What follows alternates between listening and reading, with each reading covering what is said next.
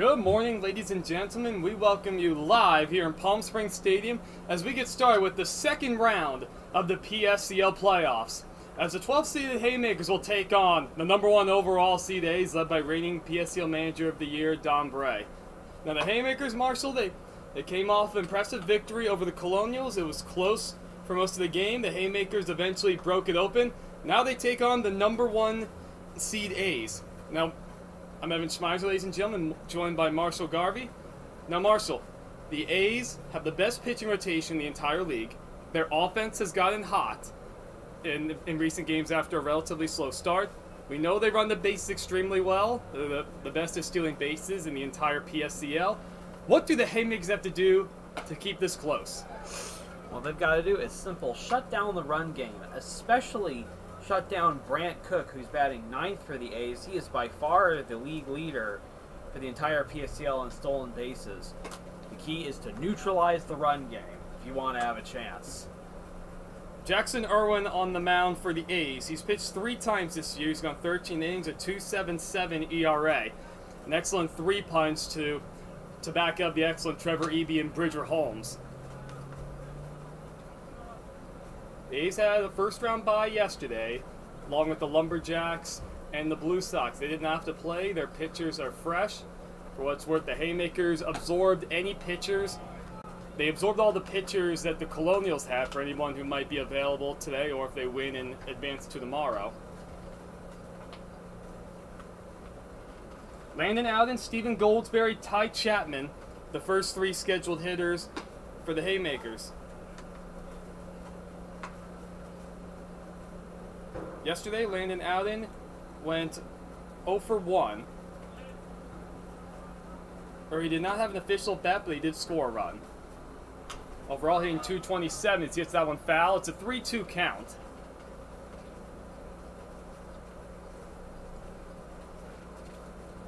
So let's see, Marshall.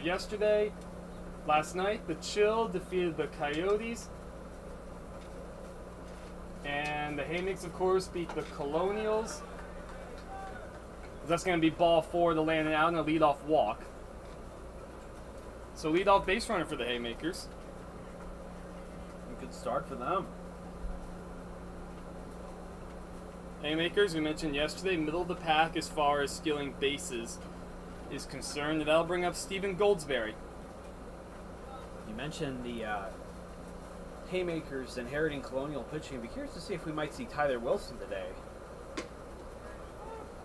Goldsberry takes a strike. He was 0 for 3 yesterday. They did score a run. Overall, hitting .459, 4 doubles, 8 ribbies. Working quickly as Irwin is quickly 0-2 the count. Wilson was torched yesterday as the Haymakers were able to put the game out of reach more or less against him, but still have had an excellent season. Could be a key asset for the Haymakers today. Alden has not attempted a stolen base all season. So he has a decent-sized lead over at first, with the count 0-2. A's will look to turn a double play as Irwin steps off.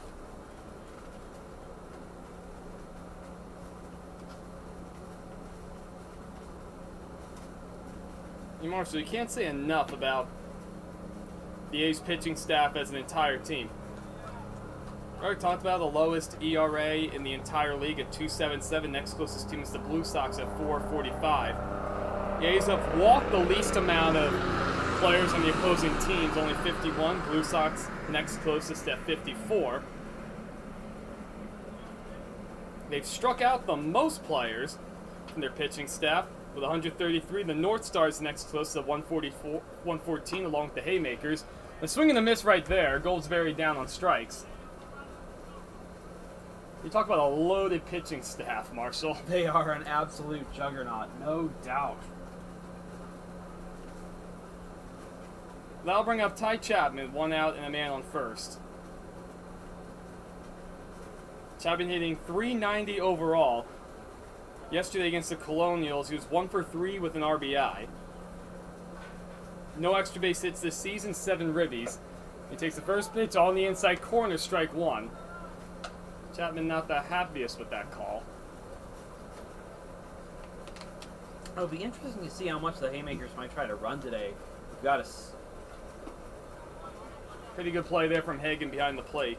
you got a stark contrast. The A's ranked number 1 in stolen bases. The Haymakers second to last in team stolen bases. You want to shut down the A's running game. Let's see if the Haymakers can get theirs going. So that's a foul out of play, 1-2. Hagen's been impressive behind the plate, throwing men out. He's thrown 4 men out stealing in 8 attempts. Or excuse me, 12 attempts. That's pretty good.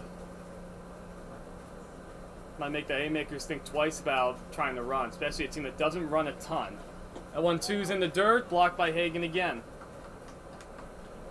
So 2-2 the count. Irwin went with a breaking ball that time.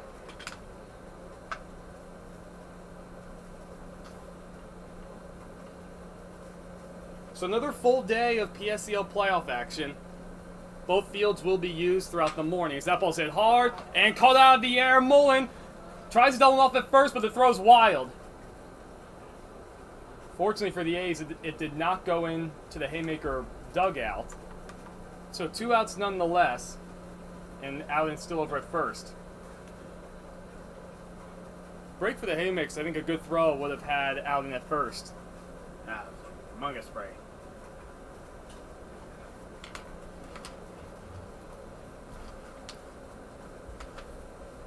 So with 2 outs, that'll bring up Jason Cropley. Already made note yesterday, Cropley, the hero of the All-Star game against the mighty Power. Yesterday, he went 2 for 3 with a big 2-run single to break it open. He takes strike 1. Cropley, a massive hitter. Plenty of hard hit balls by him today, that's for sure. Now the 1's fouled back, 0-2. That's the man you want up at the plate with men in scoring position if you're the Haymakers. For now, though, he'll settle with Allen over at first base.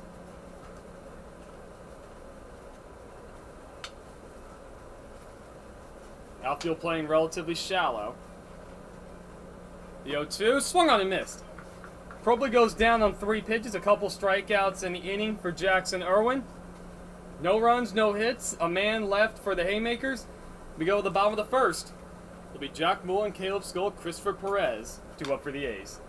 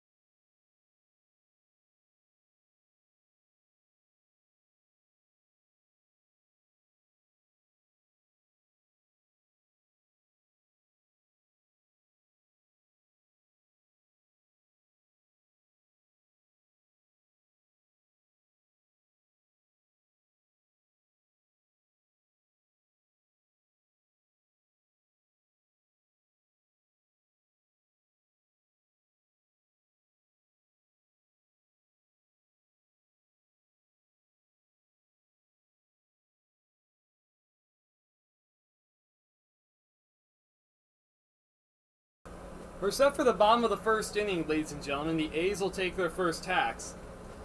Marshall, we'll see if this ends up being a factor or not. And the last time I saw the A's, last week, they played the Colonials, They put up 12 runs in the first inning, 7 before an out was even recorded. For all of our sakes, I hope that's not the case today. Certainly not. Especially when it's postseason ball, you like to see things stay close. You like a good pitcher's duel. Had some great early pitching yesterday. Bullen, Skull, Christopher Perez, the first 3 hitters for the A's, and they'll be facing Cole Paxton. His previous outing, he went a couple innings, allowed a couple earned runs, 3 walks, 1 strikeout. 10 innings overall this season, he delivers strike 1. So ball and a strike the count. Paxton will be given the tough task of trying to slow down this emerging A's offense. Key for Paxton will be limiting walks. He's got more walks than strikeouts coming into this game. And again, you've got to shut down the A's running game if you want to have a chance. So that ball's popped up right over our heads. Jack Mullen hitting .370 overall this season. 3 doubles, 4 RBIs. Already mentioned the A's lead the league. They led the league during the regular season in stolen bases as a team. Bullen has stolen 5, has not been caught. I want to keep these guys off the base paths if you're the Haymakers. The 1-2. Ball's hit on one hop. Gloved by the third baseman Goldsberry over the first. And a nice play to get things started for the Haymakers. That's just how you want to get it going.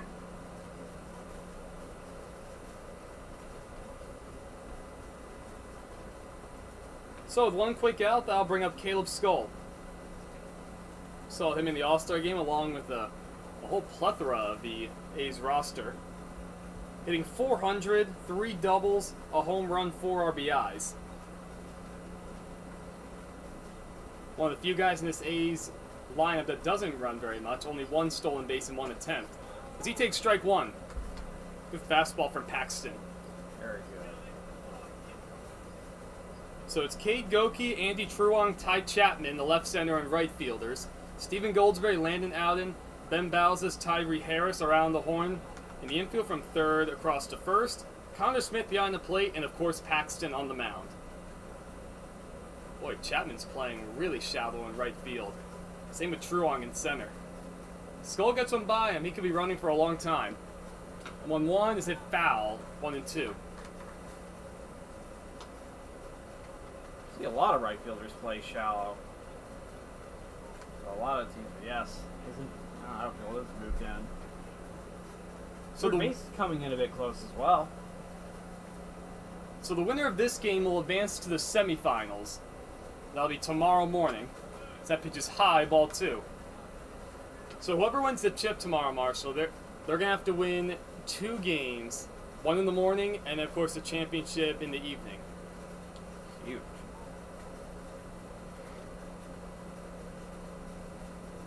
Long set. Here's the 2-2. In the dirt, 3-2. And Skull checked his swing. Paxton tried a breaking ball. He just spiked it way short of home plate. He's got a good hook, though.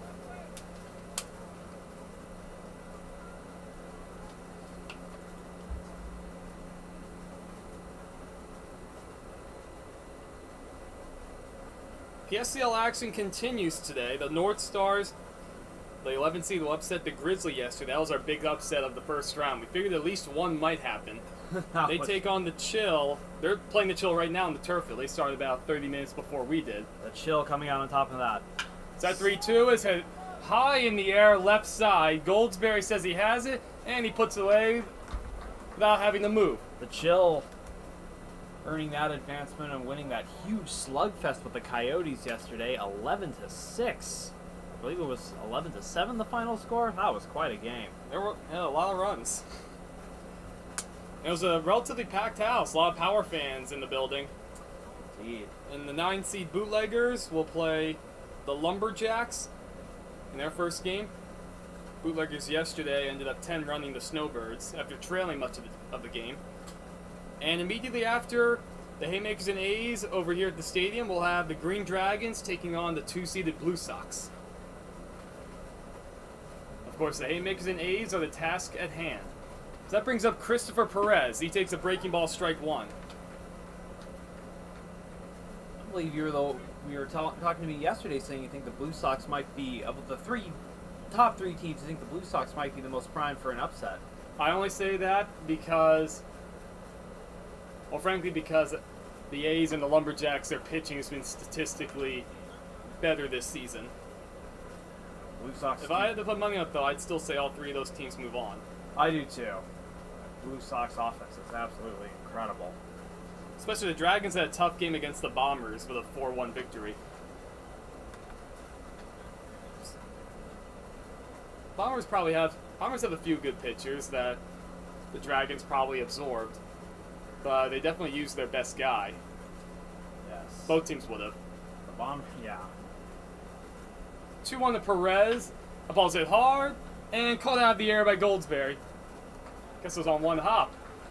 So he fires across the diamond in time. 1-2-3 go the A's.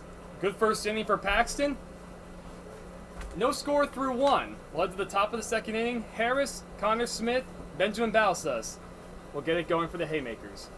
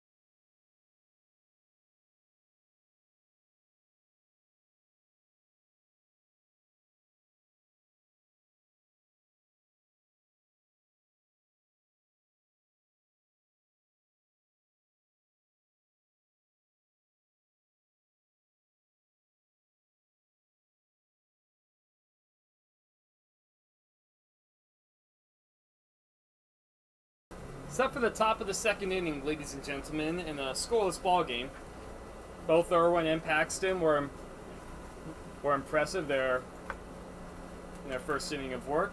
Tyree Harris, Connor Smith, Ben Balsas, the first three scheduled hitters. And Balsas went 1 for 3 yesterday. See, it's that first pitch foul. 321 overall this year, a double, 2 ribbies. Very low strikeout guy, too. Only 4 strikeouts in 32 plate appearances. Pretty impressive for the pitching he's faced. That is. Might have broken his bat. It's hit softly left side. Gloved by Bretza. Plenty of time. He fires across in time. So Irwin's come out of the gate throwing strikes. And he's gotten relatively quick outs. Yeah, he's working very fast. Might be a huge problem for the Haymakers. We were talking before we came back on. It would be really imperative for the Haymakers to score first and set that tempo. Irwin working quickly. That's outside. Ball 1 to Smith. So Smith settles in for his first at bat. We'll take a look at the A's defense. Braxton Riley, Sebastian Moore, Brant Cook, left center and right fielders. Sets it foul at the play. Around the horn, the infield. Xander Bretza third. Caleb Skoll at shortstop. Jack Mullins playing second. Billy Ham over at first. Jack Hagan behind the plate. And, of course, Irwin out on the mound.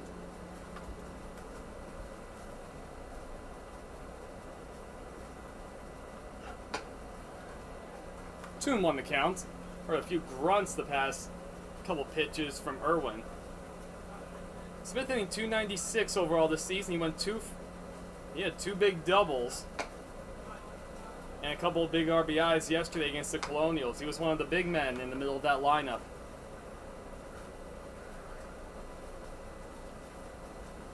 3-1 to count to Smith. Irwin takes something off of that. He misses anyway, ball 4. Very good take. I don't see at the heart of this Haymaker offense can get something going here. All right, the second walk of the game issued by Jackson Irwin. He walked one man in the first to Alden, the leadoff hitter. Proved to be no damage. We'll see about that here. Ben Bouncing, 241 overall. He was 0 for 2 yesterday with a couple walks, 1 run scored against the Colonials in that 12-13 first round matchup.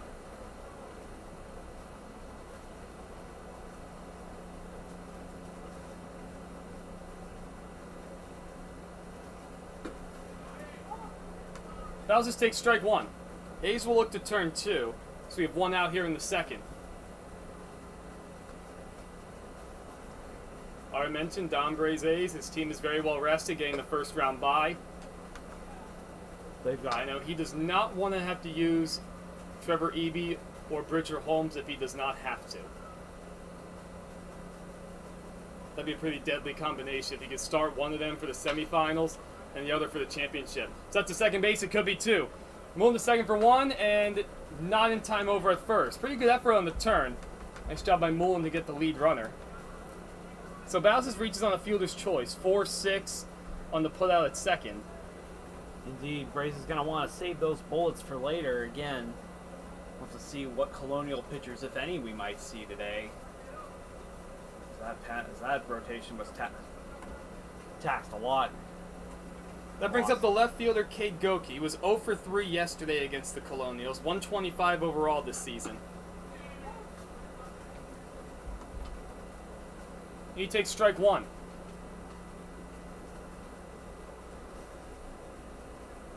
We already mentioned Hagen throws really well behind the plate.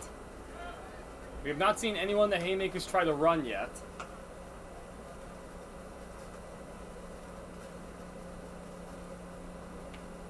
Bausis has stolen 1 bag this year. He's been caught stealing twice. Relatively short lead at first. 1-1 to count. That's low 2-1. Boy, Riley playing really shallow in left field with the lefty Goki up. He might as well be playing shortstop. He might as well be. Down and in, 3-1. Irwin's fighting himself just a little bit this inning. He kind of is. You've seen good takes from the Haymaker hitters. Well, the key is to just get on base. Just scratch 1 run. Both teams are batting 9 today. Goki, the 8-man in the order. Gets that on the ground. Big hop there for Mullen. And he tosses over the first. That will retire the side. So another base runner for the Haymakers on a second walk issued by Jackson Irwin. He's able to work around that base runner. No damage for a relatively quiet frame. We go to the bottom of the second inning. Xander Bretza, Sebastian Moore, Jack Hagen, the scheduled hitters when we return.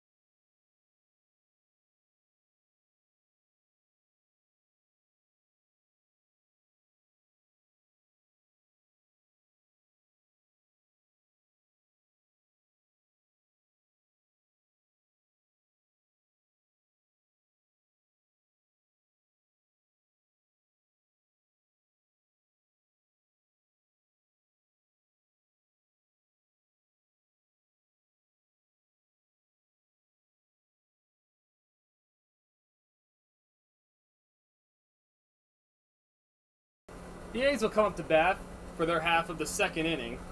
4, 5, 6 coming up for them. Moore, Hagan, and Ham. Cole Paxton back out for a second inning of work. Xander Bretza is hitting .379 overall this season. 3 doubles, 7 RBIs. He's only struck out twice all year as he takes strike one. That is impressive. I know the Lumberjacks, as a team, they have walked far more than they've struck out. Swing and miss there, 0-2. Going through each number, it really does seem like these A's just have no real weakness. Well, so far this is anyone's game. We don't even have a base hit yet. Here's the 0-2. That ball's hit high in the air, right side, foul territory. Harris over. Does he have room? And he cannot make the catch. Right along the fence there. Looked like he might have had a shot at it. He kind of disappeared out of our view. So new life for Bretza. We mentioned plenty of times, a lot of room in foul territory on both sides. Yes, we've seen a lot of running and diving attempts to no avail. It's hard to make a play out there. Especially when pitchers throw the ball away when they're checking on the runner at first. Ball goes a long way down there. Yes, lots of caustic pitcher. I've said a lot, but we've seen a ton of those happen. It changes the course of an inning. Here's the 0-2. That's high. If you have a foul pop-up on the third base side, you have a camera well to deal with. See that green box down there, Marshall. Tend to see like the clubbies and a lot of the ops people hanging out down there. Occasionally get a foul ball ripped over, but they're pretty safe. That ball's hit hard. On one hop, glove by Bausis. Over the first in time. Ball might not have been hit quite as hard as I thought. Bretza got down towards the end. The infield's been busy on both sides. Yeah, we haven't seen the outfielders work at all. We have not had a single ball leave the infield yet. We expect to see stingy pitching come playoff time, but... Well, it's single elimination, a lot on the line, Marshall. I mean, how much of a factor, as Sebastian Moore will dig in, how much effect do you think momentum from yesterday's win can be for the Haymakers carrying it over? I think it's a huge factor. I mean, it just gives you a confidence boost. They controlled the tempo for most of that game. They fought off what could have been a devastating rally. Moore hitting .324 overall.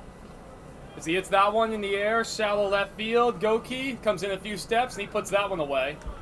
Well, a ball has left the infield, only to be caught. Well, Marshall, you got a request. Just about to say, Moore's had 4 doubles, 5 RBIs. Relatively quiet out right there. But I'll bring up the catcher, Jack Hagan. We've already talked plenty about his prowess of controlling the running game. Hitting .393 as a hitter. Saw him at the All-Star game. 3 doubles, 7 RBIs. Still about with 2 outs and nobody on. Outfielder, all 3 outfielders back up several steps for him. 0-1 to count. A's in search for their first base runners. Paxton, he's faced 5 hitters. He set all 5 of them down. He's doing exactly what he's got to do. That's high, 1-1. Pretty good run on that fastball, going in towards the righties. He's not afraid. He's showing he's not afraid of these A's hitters. He's challenging them well with each pitch. Outfielder's playing pretty straight up. Truong very shallow in center field. The ball's in the dirt, 2-1. Billy Ham waits on deck. Braxton Riley in the hole. Both teams batting 9 men today. Just whatever, they batted 10 during the regular season. The North Stars frequently had 11 position players in their lineup. There's only one of our games yesterday, Marshall, that I saw 10 guys hitting. Good breaking ball, 2-2. I think Hagan was looking fastball. It was. It's a good change. Good breaking ball there. Yeah, it is interesting. I'm usually used to seeing extra hitter almost every game. Sticking with the traditional lineups today. So the winner of this game, Marshall, will play the winner of the Chill and the North Stars. What a great game that will be. Breaking Ball in the Dirt 3 and 2. He's got such an advantage being the 1 seed, especially for the A's, assuming they go if they go all the way. They avoid the Lumberjacks or the Blue Sox until the very end. I think I'd especially like to see what an A's Chill matchup would be like. Well, if they both win today, then we can see it. Here's a 3-2 to Hagen. Breaking Ball swung on and missed. Goes with the curveball in the 3-2. First strikeout of the day for Cole Paxton. For the second straight inning, he sets down the number 1 seeded A's in order. So we're through 2, ladies and gentlemen. No score, no hits. We got a pitcher's duel on our hand as we'll take a break.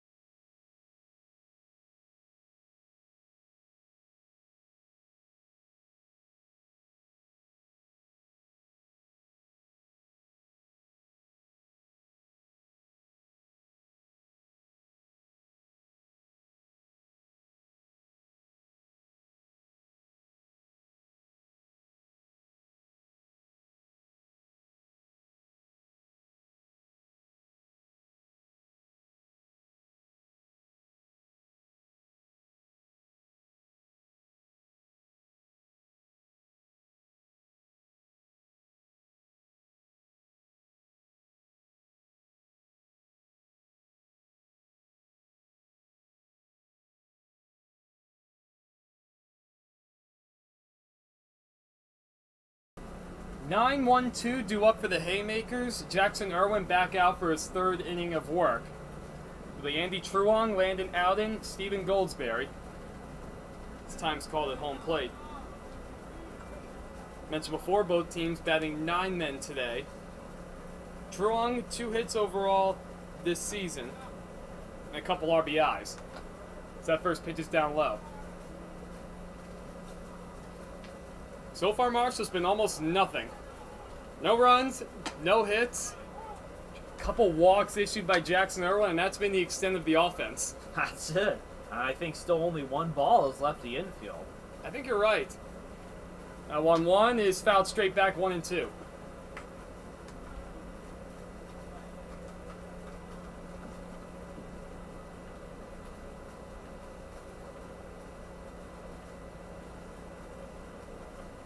I mean, coming into this game offensively, the A's were down towards the bottom of the league in hitting. They climbed all the way up to 3rd, batting .304 as a team. This ball's hit over the first base. Nice play on the hop by Billy Ham. He dives over the first for the out. I don't think he really had to do that, but, style points, I guess they don't necessarily hurt. 1 out nonetheless. That's all that matters. I mean, he definitely would have tagged him out more than in time, but at least we got ourselves an impromptu web gem, I guess. Well, he did make an excellent play gloving the short hops. He charged in. So you gotta give him credit for that. Yeah, you too. And even his teammates were laughing about him diving to the bag.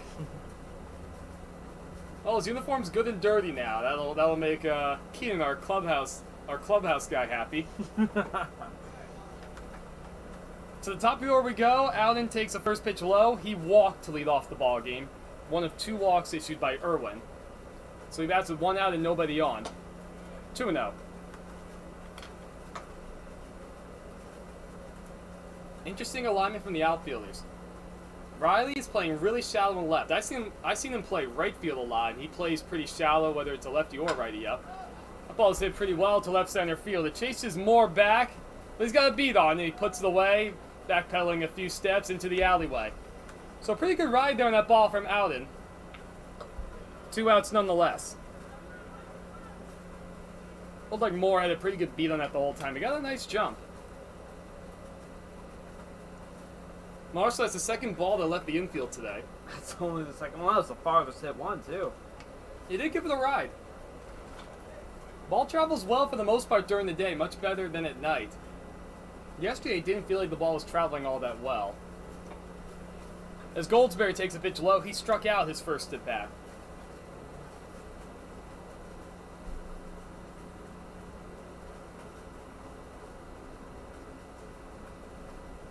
It's a team that Haymakers hitting 278. So that ball's hit pretty hard out to left field. It chases Riley back, gets turned around. It's going to be over his head. Taking the turn to second is Goldsberry, and he'll get in there standing up. Boy, I think that's the first time all year I've seen a ball get hit over Braxton Riley's head. He runs extremely well. Nonetheless, a 2-out double for the Haymakers. First hit of the day for either team. What a big moment. Again, we've been saying the Haymakers, the A's having just about every conceivable advantage you can have on paper. You're going to want to score first. Claim that momentum. They have a chance to do that right here with Goldsberry over at second. Ty Chapman now the batter, getting to the middle of this Haymaker lineup. Chapman lined out softly to the second baseman Mullen his first time up. He takes high.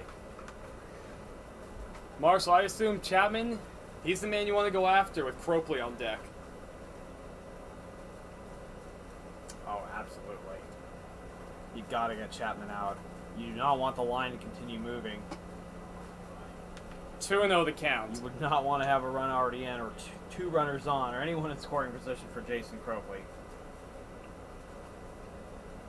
81 miles per hour, the exit velocity on that hit, by the way, by Goldsberry.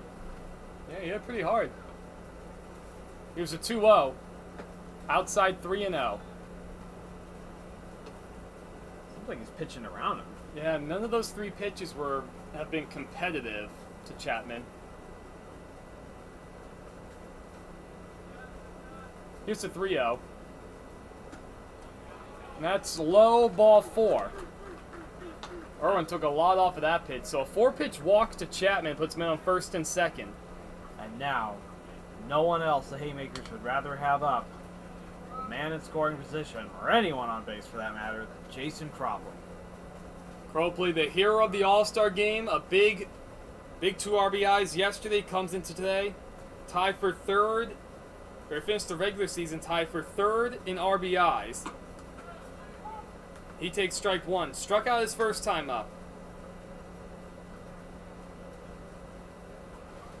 Good matchup right here. 0-1. Little outside, 1-1.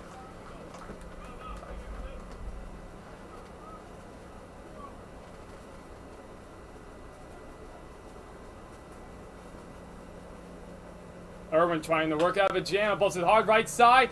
That's going to get through for a base hit. Past the diving Mullen. Rounding third is Goldsberry, and he's going to get in there sliding. Jason Cropley once again delivers. The Haymakers are on the board. What a beautiful hit that just got past the infield. Huge. Boy, he didn't hit it all that hard. Ham and Mullen both made diving attempts. It was off the glove of Mullen. It slowed it up a little bit. And good speed from Goldsberry. He scored. And when it's Cropley, you expect it to be hit hard and hit far, but that was just a beautiful, minimalist piece of hitting. And with the way this is going, it's going to go to pitcher's duel. That could be the difference. The Haymakers could even still pour on more here. As Tyree Harris comes up to the plate, men on first and third. Chapman went from first to third on the play. How big is that, Marshall? Haymakers striking first. Enormous. And we got ourselves a game here. High 1-0. No action in the A's bullpen. I gotta say, that walk to Ty Chapman especially gotta haunt Irwin right now. Yeah, not the hardest hit ball from Cropley, but he's so big and strong and he has such good bat speed that he got enough on it. Harris with a chance to make it 2-0. Way upstairs, 2-0 again.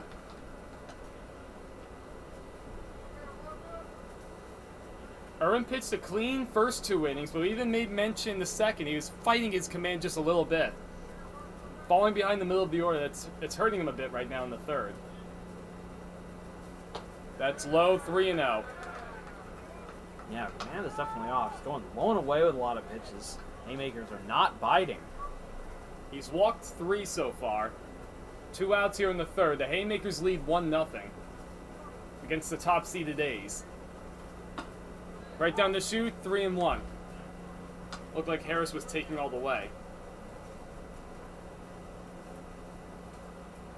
Don might have something to think about if the Haymakers put another run on the board.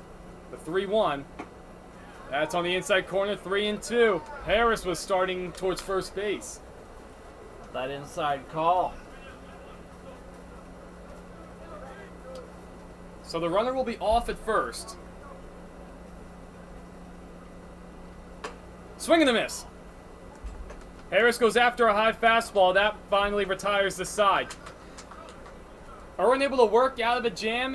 He does allow 1 on the RBI hit from Jason Cropley. Boy, it seems like every time he comes up with a big RBI hit.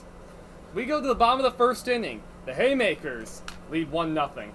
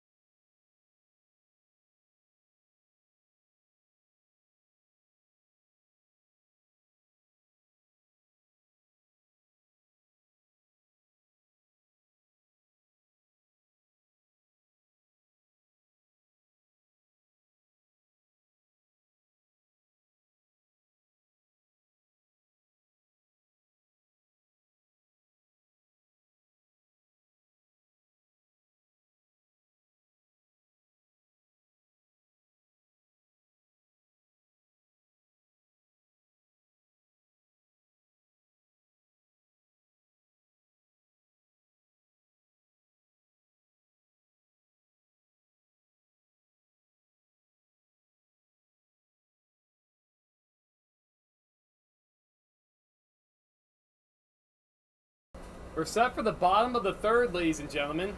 Not sure if the A's expected this, but they trail 1-0. The Haymakers put up a run of their own in their half of the third. Jason Cropley with the big RBI hit, just squeaking it through the hole on the right side. So 7, 8, 9 due up for the A's. So far, against Cole Paxton in his third inning of work, they've done nothing. Well, that changes. That ball's ripped in the right field for a hit for Billy Ham, first pitch swinging. Well, Marshall, that proves my previous sentence to be moot. The A's were quick to respond. Now we'll get to see how Paxton will work out of the stretch. And now comes the challenge. Neutralizing the A's on the base paths. First base runner for the A's, Billy Ham. Saw him in the All-Star game, one of the leading sluggers in the entire PSCL. That brings up Braxton Riley, the 8th man in the order. Riley hitting 200, 1 double, 1 triple, 5 RBIs. Relatively short lead for Ham. He's not much of a base stealer. That's low, 1-0. So the Haymakers will look to turn 2. Paxton looking for a shutdown inning after he got a run of support back in the third. Imagine shutting out the A's. Been able to do that thus far. Still plenty of game on both sides. Time limit not a factor. Good play from Smith. Corralled a wild breaking ball. 2-hour time limit not a factor. Every playoff game we will go 7 and if necessary extra innings.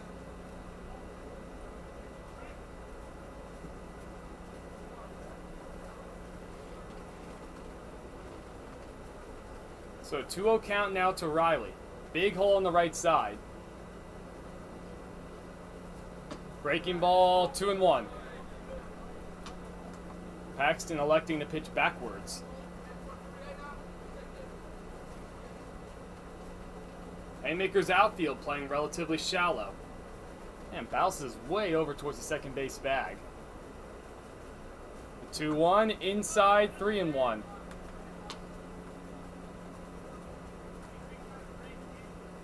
Last thing you want to do if you're Paxton is let the bottom of the order for the A's get on. Especially Brant Cook, who's waiting in the on-deck circle.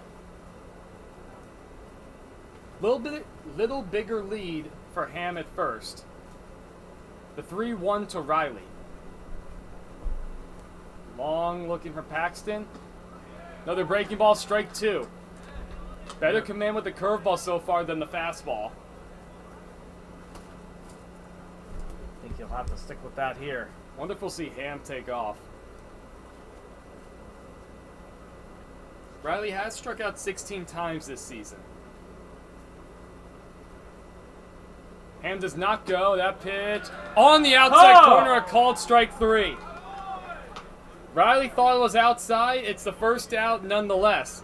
Second strikeout of the game for Cole Paxton. Better command on the fastball that time. Now here is PSCL leader in stolen bases, Brant Cook. There.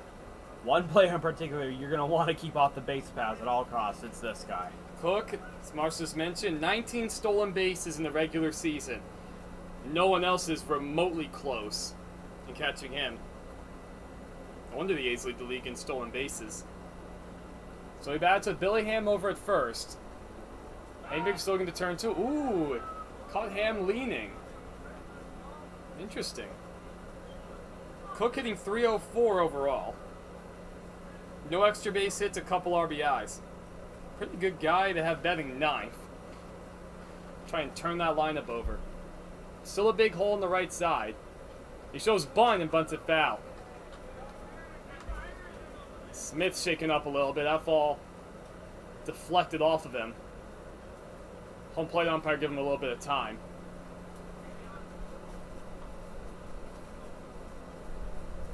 He jammed a finger in his glove hand a little bit. Ouch.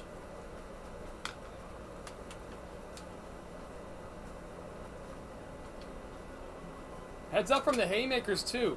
Harris and Goldsberry were both charging. Looked like the shortstop Adam was going to cover third base, and Balsas was going to cover first.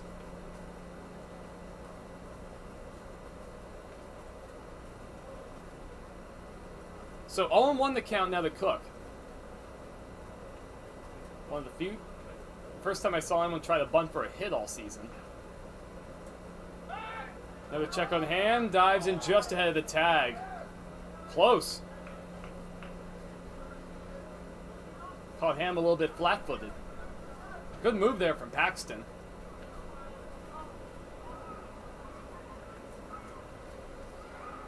Still a short lead from Ham, but he looks a little more aggressive this time.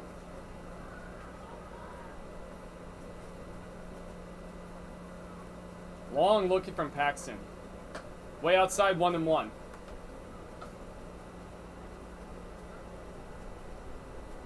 Outfield still playing shallow. Deepest man is Chapman in right. He's still playing relatively shallow. 1-1 to Cook. Breaking ball. He gets the call on the outside half, 1-2. Cook not happy about it. That's a pitcher's pitch. It really is. That's been a money location for Paxton so far. So 1-2 the count.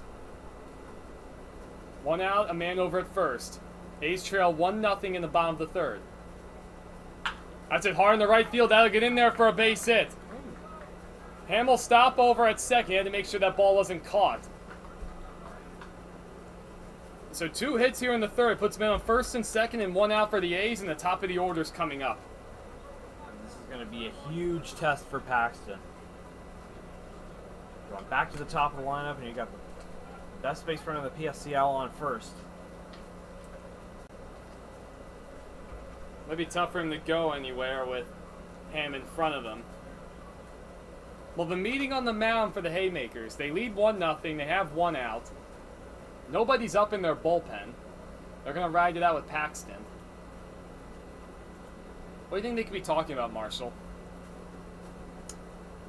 Probably talking about how to set up a double play. It'll be interesting to see how defense will be set up here now.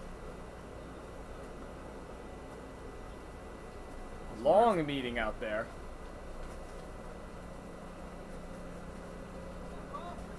So the home plate umpire breaks up the huddle. Bit of a danger zone for the Haymakers. First and second, 1 out. Mullen the batter for the A's.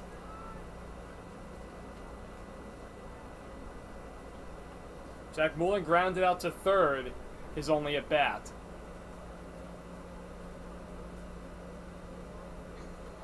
Wow, Tyree Harris is playing way in on the grass. Like he's expecting a bunt. Even saw yesterday the Haymakers were expecting bunts even with 1 out in certain situations. We haven't seen many bunts in the PSCL, and I doubt we'd see one here. Likewise. Mullen does not square, he takes outside. Now Harris will back up a little bit, but he's still playing pretty shallow. I don't understand this bunt defense. I don't either. Like, it just gives an advantage to the hitter when you play infielders more shallow, just more room to shoot it by them. So you know they're not bunting. The 1-0. Shortly at second from Ham. Breaking ball, taken for a strike. Mullen does not square once again.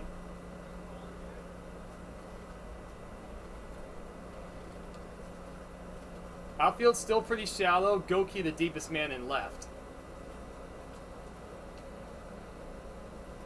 Not much of a breeze here today. More humid. When we're set up more for the double play. The 1-1. Curveball, another good one, strike 2. Cole Paxton's gone to the curveball early and often. That has been his best pitch for sure. Trying to work out of the jam as he leads 1-0. Men on first and second.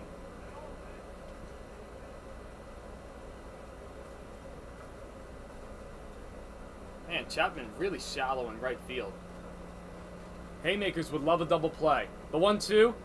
In the dirt. That's going to get away from Smith. Both runners advance. Ham to third. Cook to second. Major break for the A's. Paxton spiked that fastball. Not much Smith could have done about it. First wild pitch for either team. And now the double play. Double play ball erased. Let's see how the Haymakers want to play it. They lead by 1.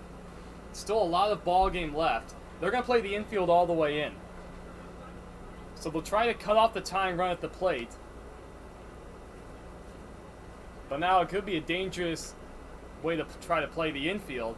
Because then if the ball shoots by, with Cook running, it could easily be 2 runs for the A's. 2-2 the count. Here's the pitch. Balls are hard in the left field. That'll get down for a base hit. It's fair. 1-run Schools. Cook is going to coast on him. The ball gets away from the left fielder, Goki. Mullen, he's at third. He might circle the bases. Rounding third is Mullen. He's going to get in there, standing up. Oh my God! Jack Mullen circles the bases.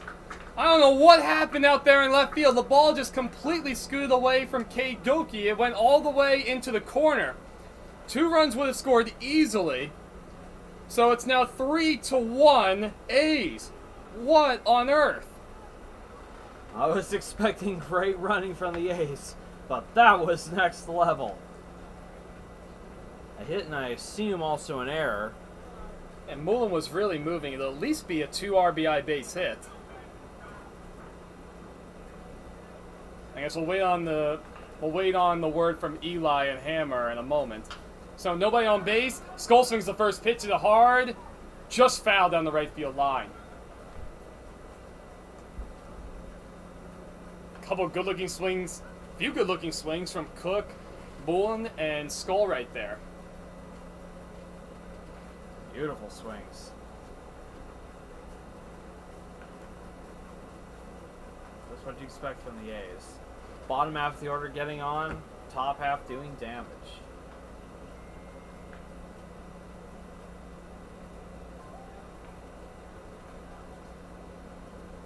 Still some debate down below as how to score that.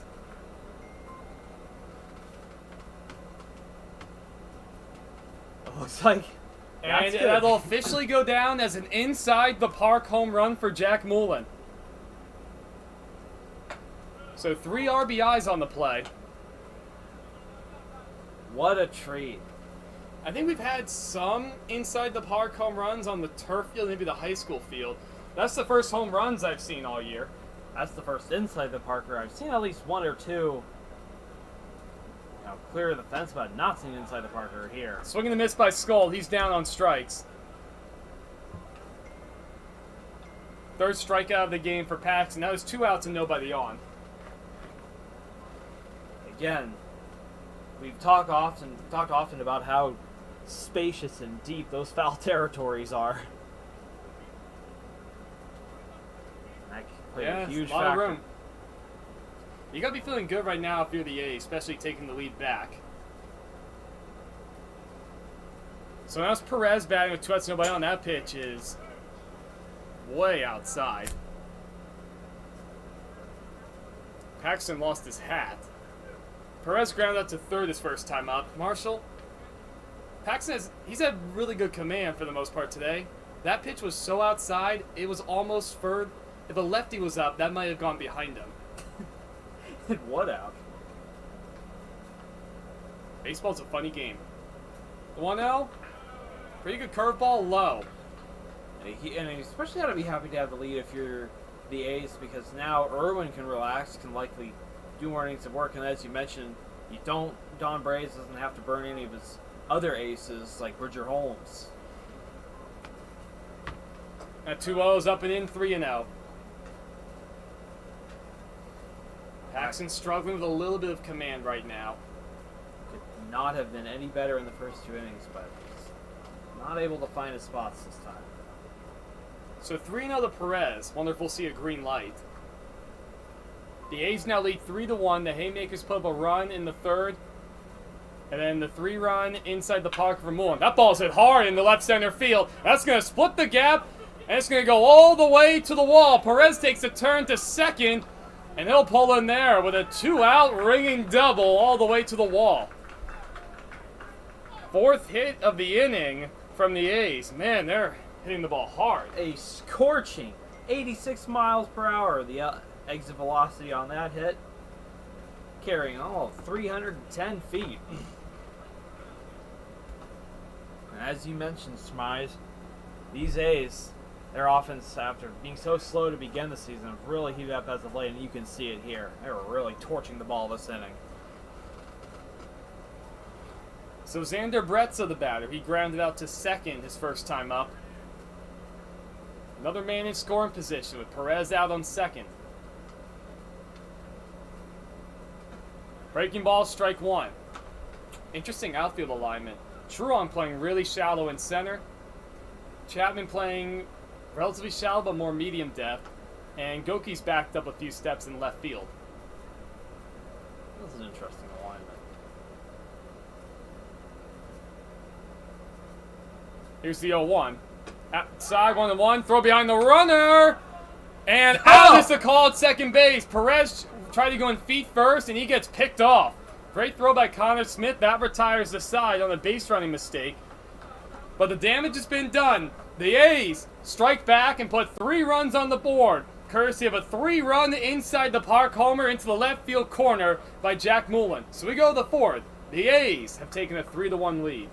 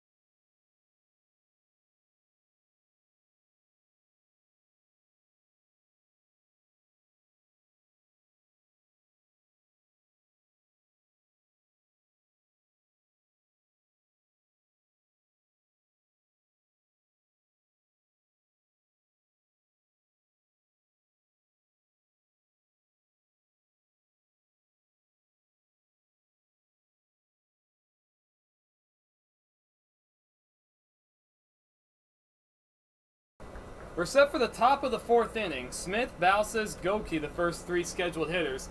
And Marshall, we were sailing along. Nobody could do anything offensively for the first 2 innings. Now 4 runs combined in the 3rd, and the A's lead it 3-1.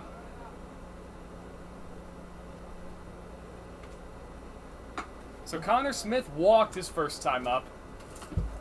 Just saw everything you would expect out of the A's in that prior inning. Now the momentum belongs to them.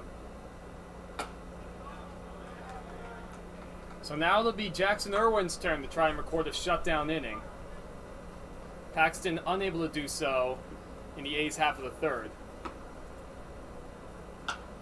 Ball's hit up in the air, foul territory left side. Bretson Irwin over, and it'll go back several rows into the bleachers. Ton of room, especially by the dugouts, but nowhere near enough there. We'd have to be in the Oakland Coliseum maybe for that foul ball to be caught. Yes. Someone's been to many a game at that Coliseum. I can test that is true. What's it like in there? It's very, very grimy. Yeah, a lot of good memories there. It's not a soulful fan base, but it's not one of the better ballparks. no. And called strike 3 there on Smith. He's down looking for the first out. 4th strikeout of the game for Irwin. That'll bring up Ben Balsas. Reached on the fielder's choice is only at bat. I'm thinking on, after the power season ends next Saturday, I'll likely be driving back to Jersey and staying there the rest of the summer. I'm thinking I'll do kind of like a stadium tour on my drive back. So I'm thinking I'll go to Chase Field in Arizona, catch a game there, outside 2-0. Then I'll go up to Denver, then Kansas City, then St. Louis, maybe Wrigley Field. I'm not sure about that one, because that'd be really out of my way to go to Chicago. Possibly Cincinnati, and then definitely Pittsburgh, because my Phillies are playing a game in Pittsburgh on like the 28th. They're playing a 4-game series, so I gotta go see my Phillies play the Pirates. That sounds like a spectacular trip. Up and in 3-1. I've been to Wrigley. I can say it meets the hype. So many of those stadiums. Wish I could go to. I have never seen the Phillies play outside of Citizens Bank Park in Philadelphia. Plus it hard, caught out of the air by Billy Ham. Pretty good swing from Balsas, but a hard out nonetheless. And quickly they were 2 away. That'll bring up Cade Goki. Grounded out to second is only at bat.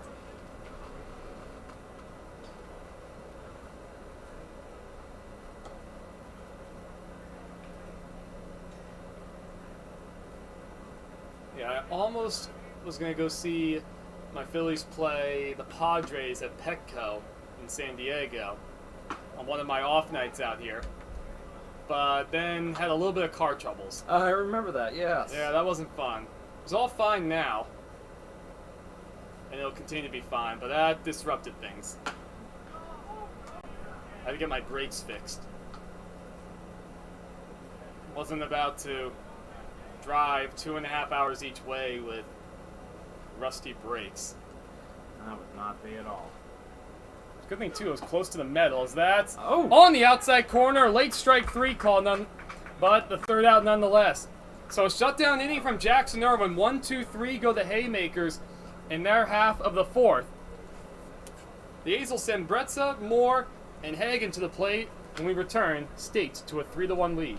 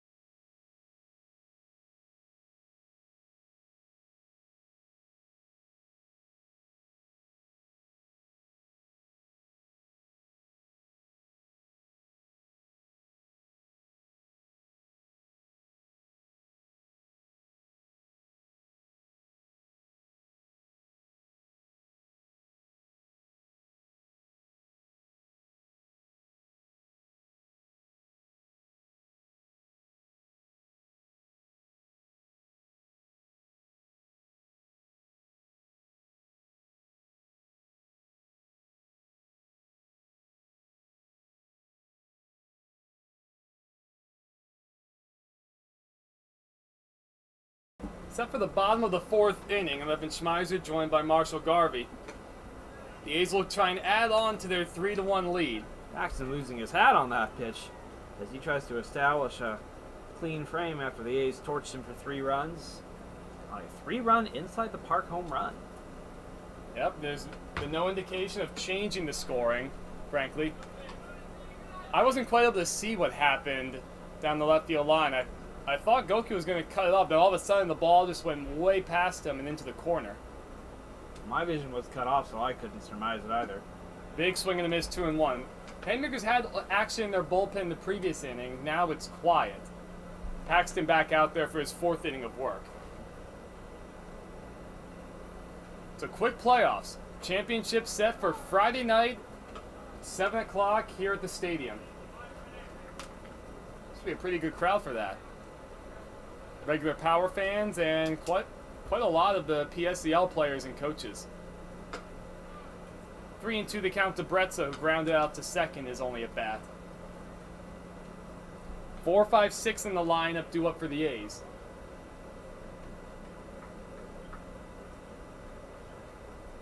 So the semifinals will be in the morning tomorrow. Not exactly sure the time. Then championship in the evening. Swing and a miss right there. Bretza goes down on strikes.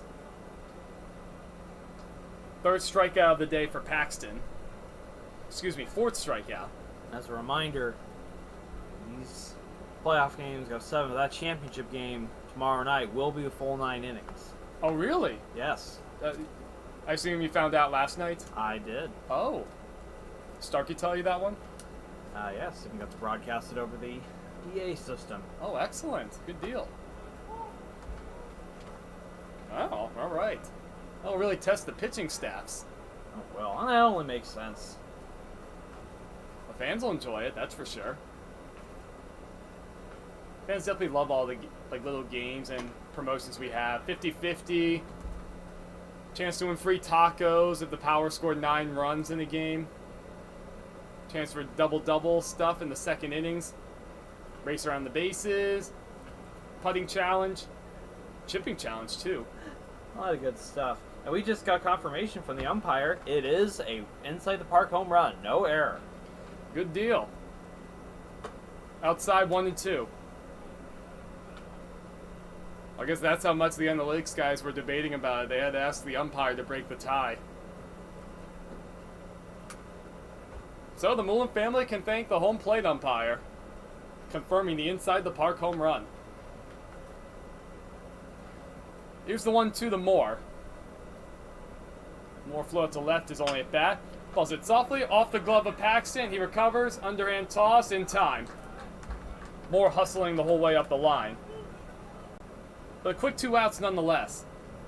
This is about bounce back inning that Paxton and the Haymakers definitely need.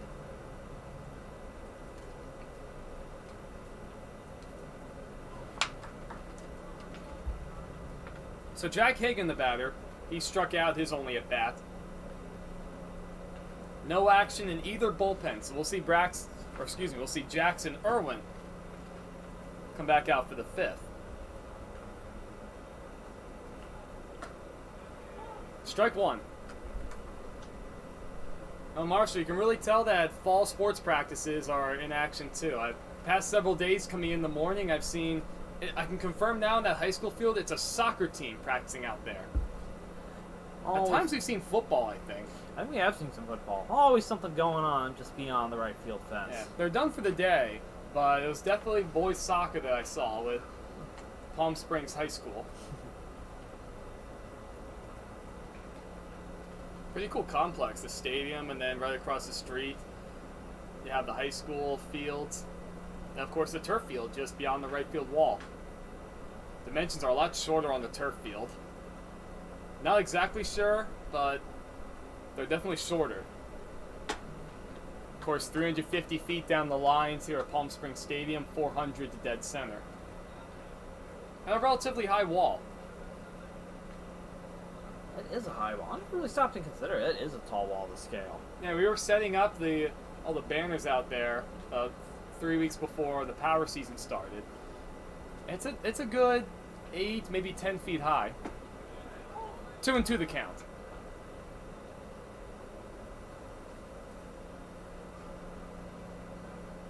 Just to keep in mind, immediately after this game, you'll have the 8-seeded Green Dragons taking on the 2nd-seeded Blue Sox. Blue Sox, of course, had a bye, being a top 3 seed. Here's the 2-2. Balls it out to second base. Valse is up with it. And a good inning from Cole Paxton right there. Paxton sets down the A's in order. The 3rd time he's done that today. So we're through 4, breezing along. Into the 5th inning we go. The A's still lead it 3-1.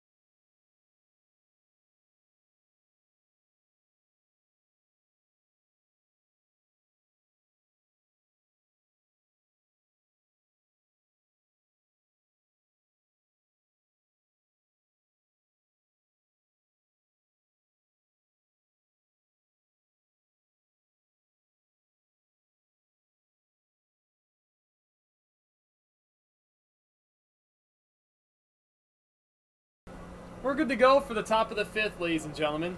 Jack Hagan needed a little extra time putting his gear on after being the last batter of the 4th for the A's. So we're playing the full 7. It's getting somewhat late, a little bit early. Haymakers with 9 outs to play with. These being single elimination playoff games. 9-1-2 for the Haymakers. Truong bounced out to first base is only at bat. Irwin working quickly. That ball's hit hard in the left center field, and that one's going to split the gap. It's going to be cut off by Moore. Truong around second, and he gets in there on the dive. Wow. What a loud start to the inning for Truong and the Haymakers. They're in business. And that's just what they need. Man, that ball was scalded. Looking forward to the exit velocity on that one. So leadoff man over at second base now for the Haymakers. It brings the top of the order. Landon Alden back up. Walked in the 1st, flew out to center in the 3rd. If you're the Haymakers, Marshall, I assume you got to get at least 1 run. Outside 1-0. Just got 1 run. Pressure on the A's. A's outfield playing a little deeper now. 1-1 on the outside corner.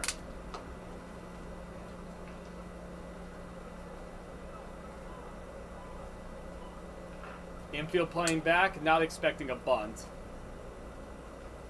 We did not see Alden square. Man, Moore playing pretty deep in center. Breaking ball hit foul. Wonder if that's one Alden wants back. Bit of a hanger from Irwin. So 83 miles per hour was the exit velocity from Andy Truong on that previous double. Can't say enough how impressed I am. How many balls well over 80 miles per hour, even above 85 miles per hour we've seen from wood bats. Yep, our resident nerds do a good job with their flight scope, getting us all sorts of data. We cannot thank them enough.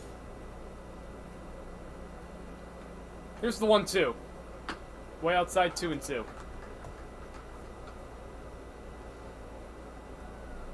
Looks like I'm seeing a couple guys playing catch out there in the A's bullpen. Just in case Irwin runs into more trouble. 2-2. On the outside corner. Allen gets rung up on a good breaking ball right there. There's one out. So he's not able to advance Truong from second to third. Brings up Goldsberry with one out. Stephen Goldsberry doubled and scored in the third. Only 7 combined hits, Marshall, but a whole lot of extra base hits. Made them count. That's in the air, right side, Ham over foul territory, and he cannot make the catch. Looked like he might have had it for. I thought he had it for a second. We'll see how that was scored. He knew he was starting to run out of room. Coasting on that ball just a little bit. Hit off his gloves. He tried to extend it out there. So new life for Goldsberry. It's 0-1. Ton of room down there. Not much of any wind to deal with. We had a breeze going a little bit the last inning. Now that breeze has stopped.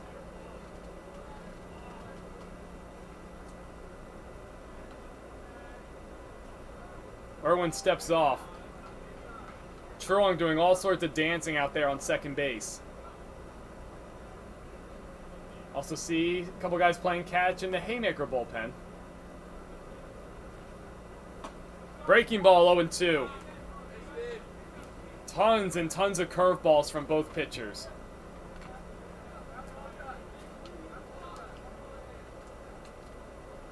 A's lead at 3-1. One out, a man on second base for the Haymakers. It's a big swing and a miss. Goldsberry went after a breaking ball out of the strike zone. He's down on 3 pitches.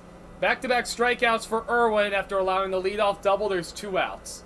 Strong rebound. So that brings up Ty Chapman. Lined out softly in the first, walked in the third. That's a big run to try if the Haymakers are going to leave him out there.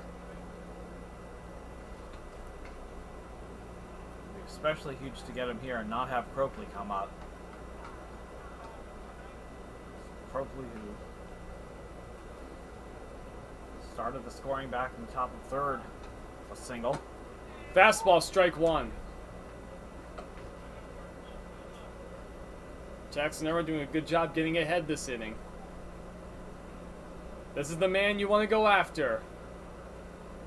Chapman at the plate. Cropley lowers in the on-deck circle. Looming and waiting. 1-1. Tying run at the plate for the Haymakers.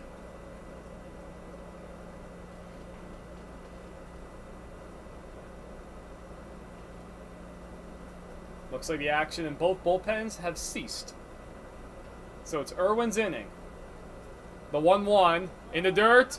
That's going to get away from Hagan. Going to third is Truong. He gets in there standing. Hagan did all he could. That fastball was spiked in the dirt. First wild pitch of the game issued by Irwin. So now you got to be careful, Marshall. Especially the man on third. You don't want to bounce another one. Don't. What was that strong command to begin the inning? The 2-1 to Chapman, curveball, outside 3-1. We've seen that pitch go either way. See even glove movement just a bit outside. 3-1 the count. First base is open for what it's worth. The dangerous Cropley waiting. Way upstairs, ball 4. The tying run is on first base.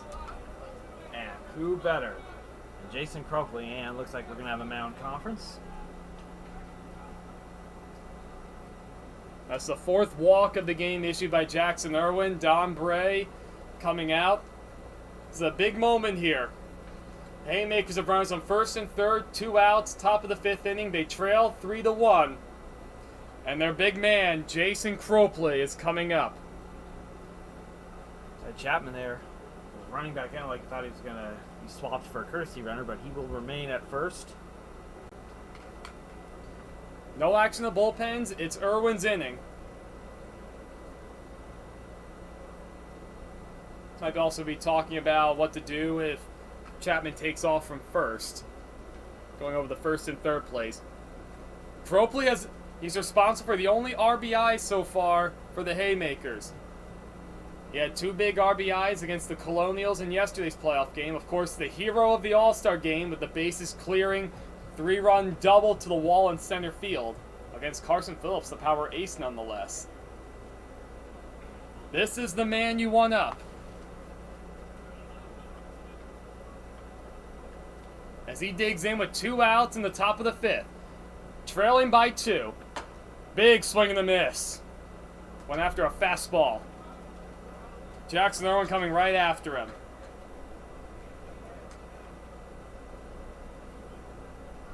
Tropoli, tied for the third spot in RBIs in the entire league. The 0-1 low, 1-1.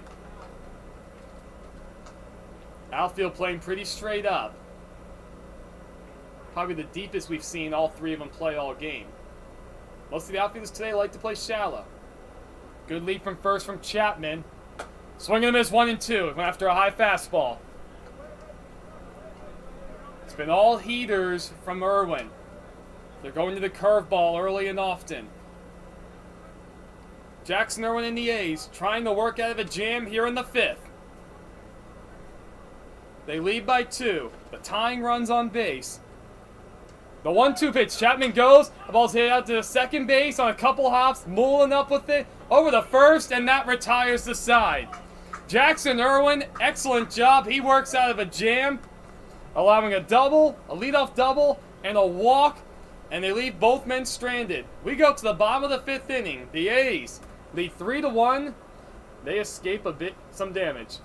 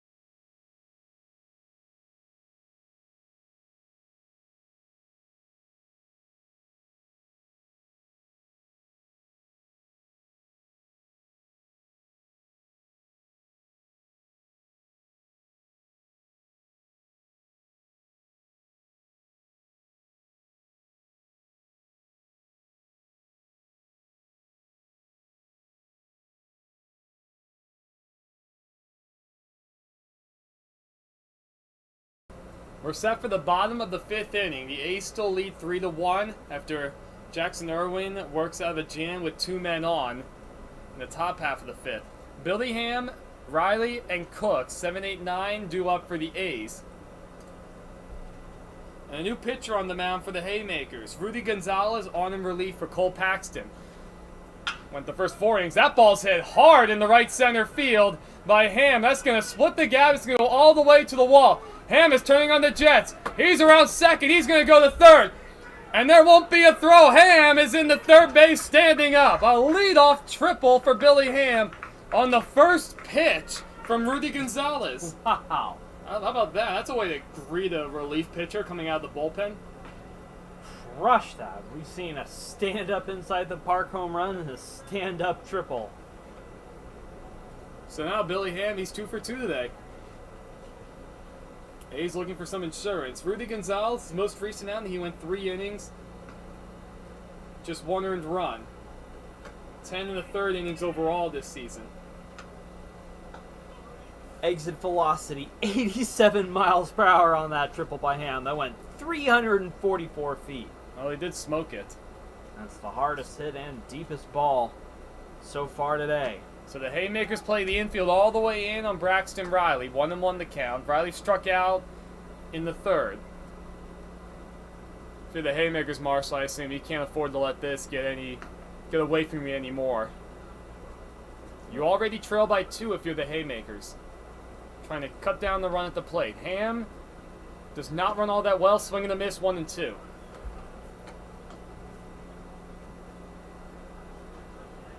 Paxton battled through the first 4 innings.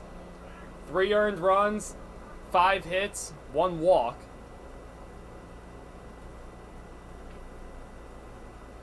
Just the inside home run. Over the third base, and he go for the tag.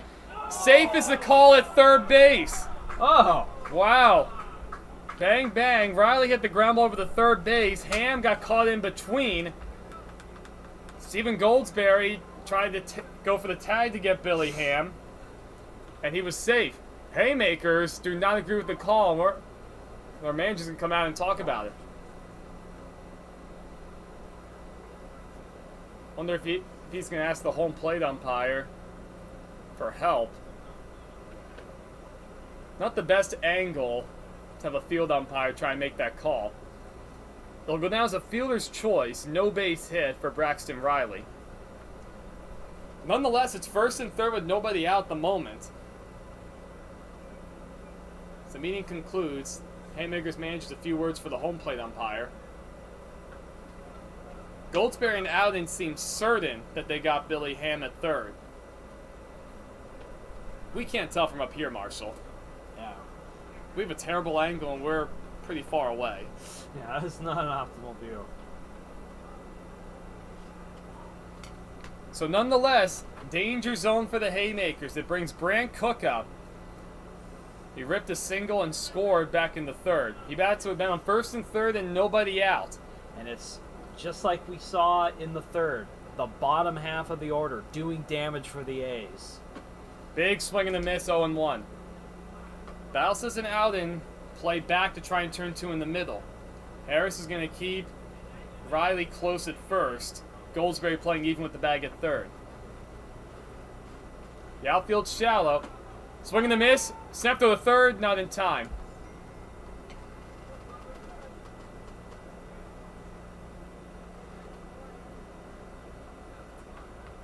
So 0-2 the count to Cook.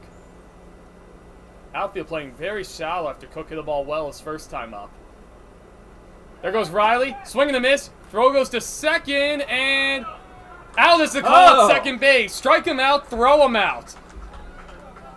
Could not have 2 bigger outs. What a great pick from Balsas at 2nd base, dealing with the short hop. Enormous. Rudy Gonzalez coming into today with a 15.68 ERA. Had a rough season and just 10.1 innings of work, but if he can get out of this, it would be a huge jam. A huge break for the Haymakers.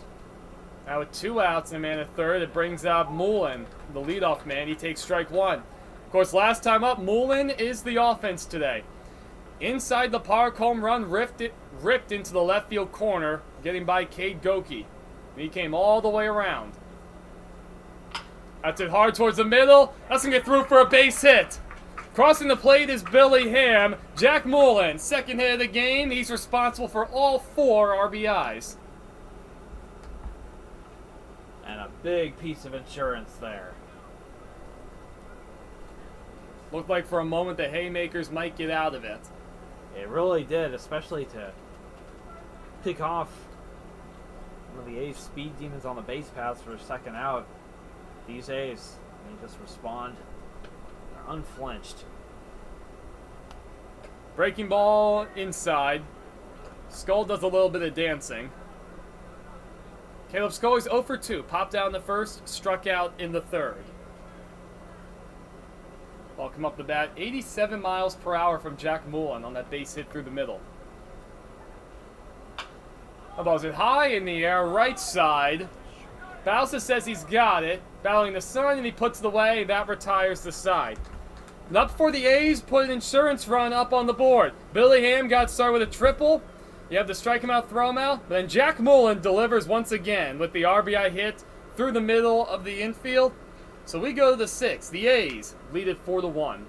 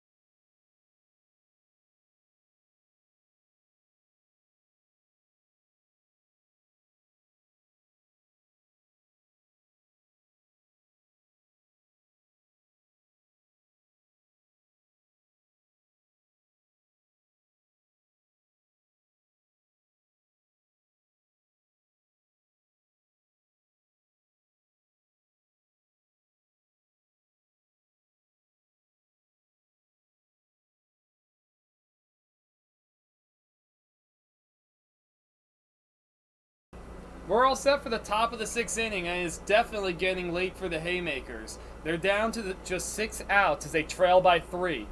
Harris, Smith, Balsas, the scheduled hitters. And Tyree Harris takes inside. Grounded out to third and struck out in this game. He's 0 for 2.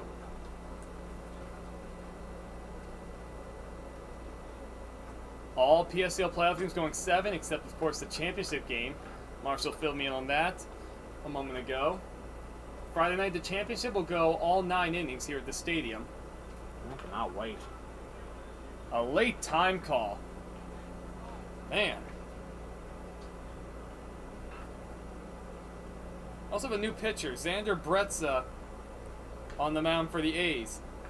And he's been excellent all year. That's low 3-0. He's gone 10 innings so far. .90 ERA, 11 strikeouts, only 4 walks. Opposition hitting .231 against him. So he's on in relief for Irwin. And he issues a 4-pitch walk to Tyree Harris. For the Haymakers, Marshall, you need base runners. You do. You got to take advantage of that. It looked like they were going to get out of, Rudy Gonzalez was going to get out of the bottom half of the 5th. It was over 3-1.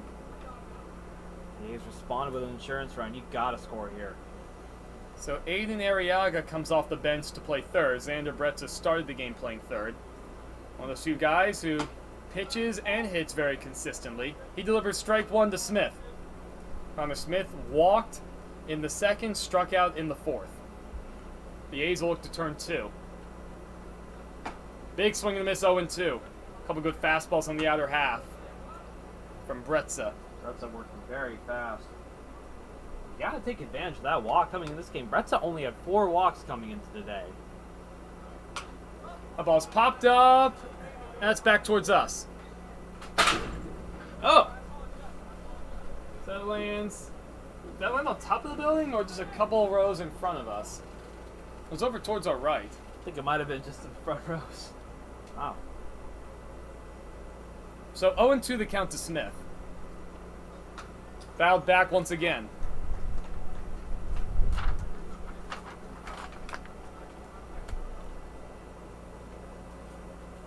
Xander Bretza looking to record the final 6 outs of the game. Save Trevor Eby and Bridger Holmes for tomorrow. The winner of this game plays in the semifinal tomorrow morning.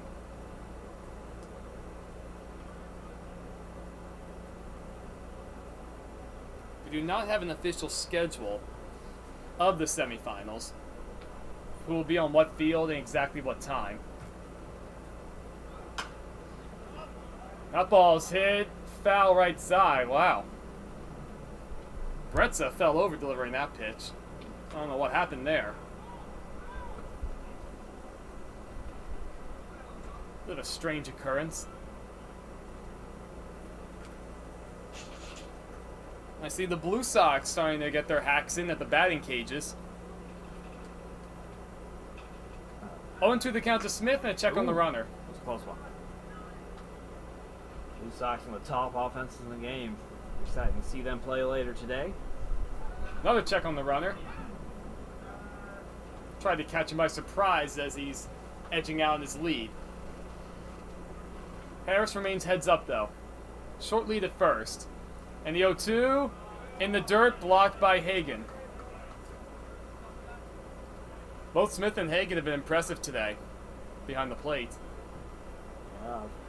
Saw Smith pick off a man over at second. And we've seen him throw a man out stealing. Just inside. Tried to backdoor a breaking ball. Nobody up in either bullpen.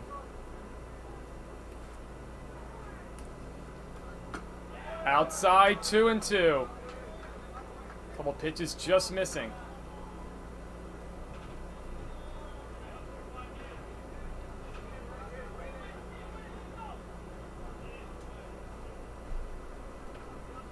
Beg pardon, the count's actually 3-2. Another check on the runner. I doubt we'll see Harris take off with how well Hagan throws behind the plate. Yes.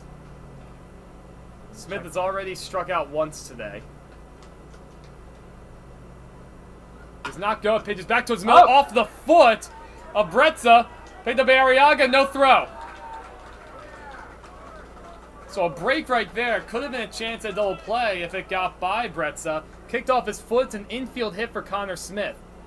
And now this has become a very opportune inning for the Haymakers.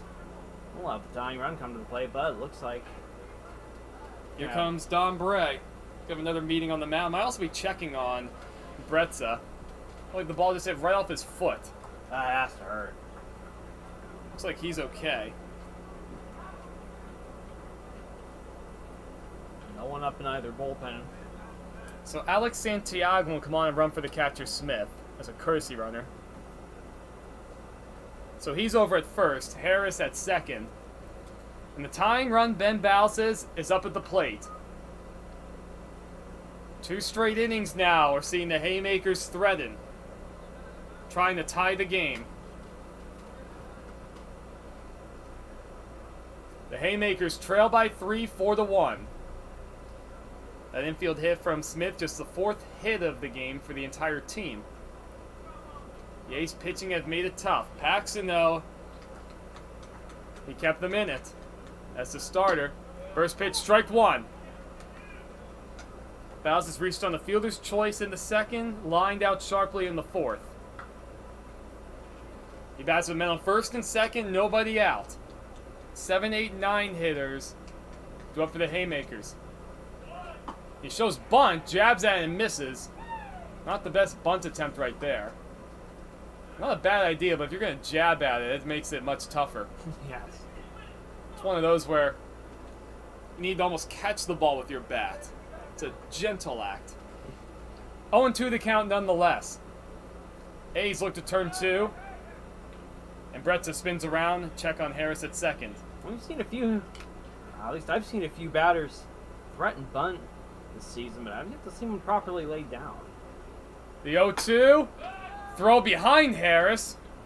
It's corralled by Skull. Harris got in there standing up. Pitch was outside, so 1-2. Bretza's got a good arm. He's averaging 87 to 90 on his fastball. The 1-2, up and in 2-2. Going with a slide step with men on base. He's got a good arm. I've seen that a few times making plays at third base. Cade Goki waits on deck.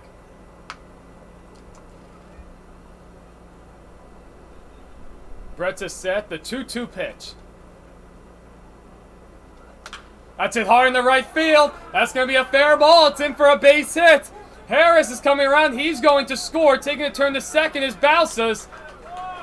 Whoa, and here come the Haymakers, Marshall. Harris crosses the plate. It's a 4-2 game. Balsas with the double. Men on second and third, nobody out. Boy, oh boy, we got a ball game. Oh, this is exciting. Playoff baseball, I tell you what. The Haymakers trying to keep the hope for that upset alive. Now well-placed hit would tie the ball game. This would be stunning if the A's go down here. 81 miles per hour the exit velocity on that double by Balsas. That brings up Cade Goku, who takes outside ball 1. Men on second and third now with nobody out. The tying runs on base. Goki grounded out to second in the second inning, struck out in the 4th. Nobody up in the A's bullpen. This is Bretza's inning. That ball is chopped way up in the air. That's going to be over the head of Arriaga. So both runners advance. Oh, and Goki's calling a rundown. There's first and third now.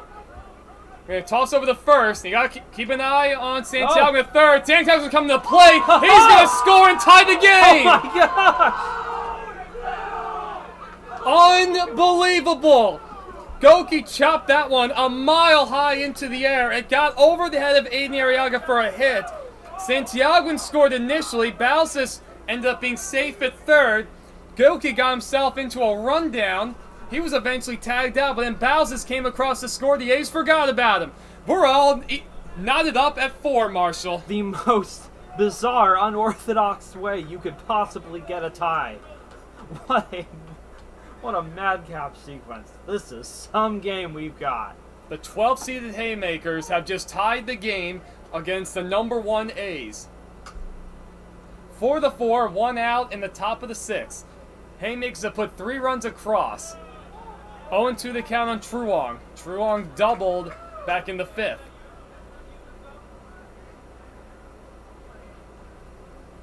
So 1-2 the count. Swing and a miss, he's down on strikes, 2 away. Nobody on base now, so let's see. Goki gets an infield hit, Marshall, and an RBI to score the first run. This is going to be a mess to try to score. So let's see. 6, because I think it was Skull who picked it up.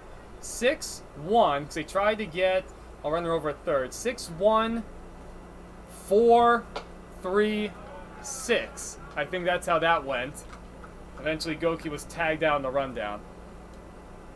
You know, I don't envy our analytics guys. They have to score all that kind of stuff. That ball's hit hard in the right center field. It chases cut back, but he has a beat on. He puts it away. And that finally retires the side. But not before the Haymakers put 3 runs across the board. First it was Smith with a single. Then it was the double by Balsas. Then the infield hit from Goki. And great base running from Balsas to eventually score on the rundown. We're going to the bottom of the 6th. The Haymakers have just tied it up with the A's.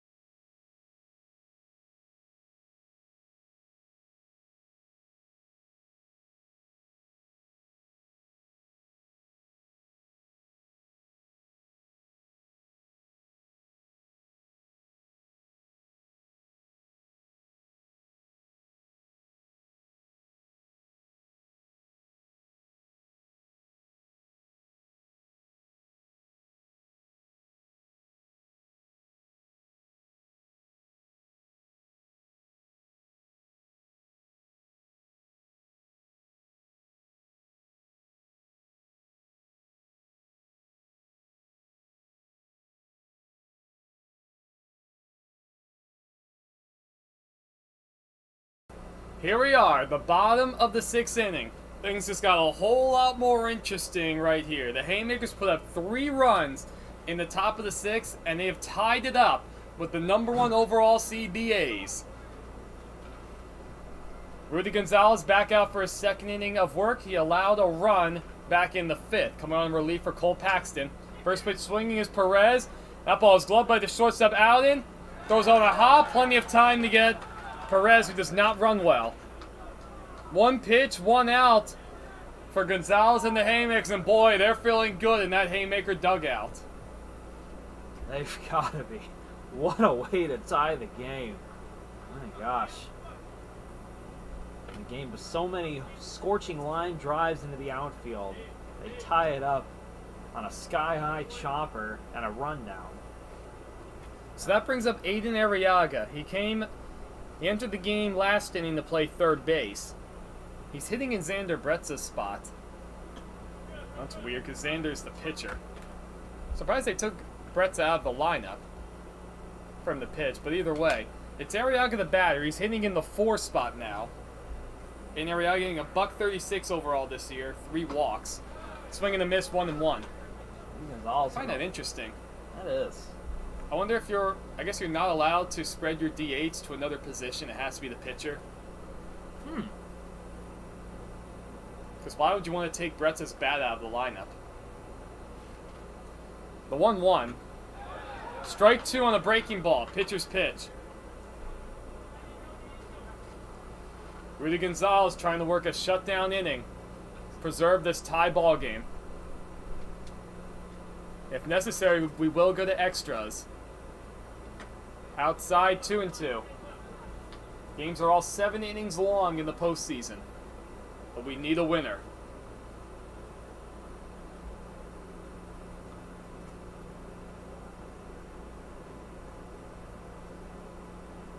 Gonzalez set the 2-2. Way outside 3-2.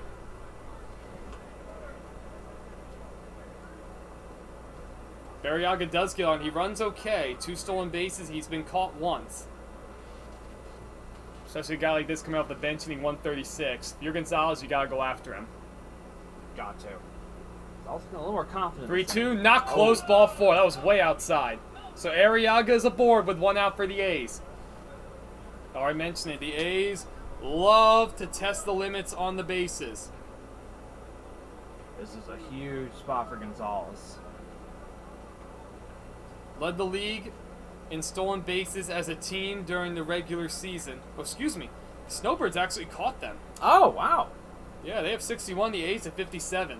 You know, the A's played their last regular season game and they won 20-4. You're not going to steal bases when you do that. I guess that's a fair trade-off. That's what it was. That's what it was. Snowbirds had a little more to play for in their final regular season game. I knew that the Snowbirds were closing in. Just didn't know what they had got. Ball's fouled just to our left. I clipped the top of the netting. So a ball and a strike that counts, Sebastian Moore. He's 0 for 2 today. Big hole on the right side. The middle infield looks to turn 2. Harris has to keep Arriaga close at first. Outfield playing pretty straight up. Left field very shallow. Ball's back towards the middle. This could be 2. Flips to second for 1. Over the first. Safe is the call at first. Good job from Bausis to get the lead man. So 4-6 on the putout. Moore reaches on the fielder's choice. He was hustling all the way up the line. So Arriaga out at second. Gonzalez nearly escaped the prior inning and gave up an insurance run that led to a 4-1 A's lead. Now just need one more out to preserve the tie. That brings up Jack Hagan. He's 0 for 2 today. Smith has been good behind the plate. Oh! That Oh, got that. him in the noggin. Wow. Did not expect to see that. First time I've seen a batter hit in the head. Luckily it was... Yeah, he looks like he's okay. Yeah, luckily it was striking ball. It wasn't a straight fastball. Still can't be pleasant. Well, they're going to send a runner out for Hagan. He is the catcher. So Will Campagna is on at first. So it puts men at first and second with 2 outs. Up to second goes Sebastian Moore. A walk and a hit batter this inning from Gonzalez, making things dangerous for him. The A's have the go-ahead run at second base. Billy Ham, the last guy you want to face, he takes strike 1. Billy Ham singled in the 3rd, and the big triple to the wall in right center in the 5th. He scored twice today. The team leader in RBIs. The 0-1. Breaking ball hit back towards the middle. Oh, that's off the glove of the shortstop Alden, and out is the call at second base. What a play. Wow. Don Bray can't believe the call. Hagan was called out second. He's got words for the field umpire. They're still going to talk about it. Looks like Don doesn't have too much else to say about it.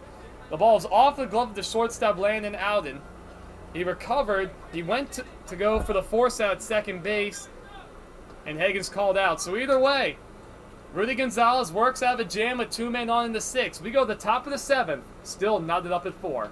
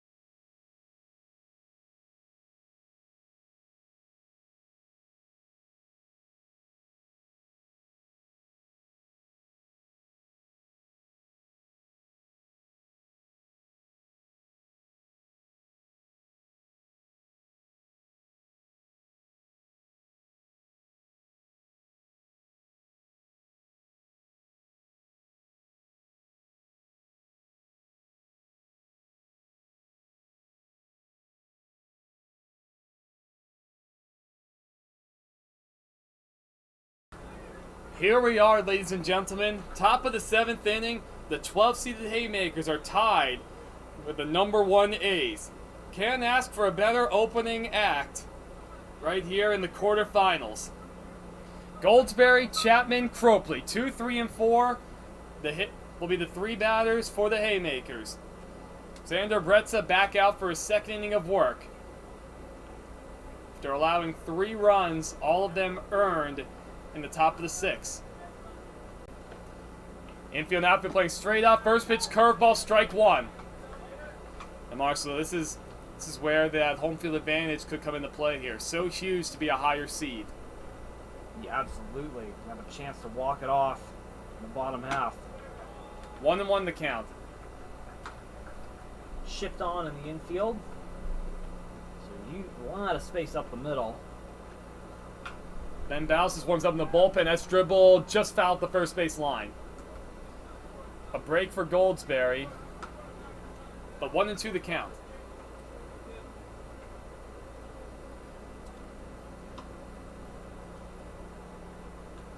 So we might see Ben Bowles' pitch next inning as he's getting set in the Haymaker bullpen. Haymakers would love a base runner, especially with Chapman and Cropley looming.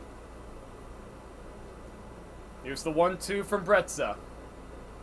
Fastball outside. Didn't miss by much, it's 2-2.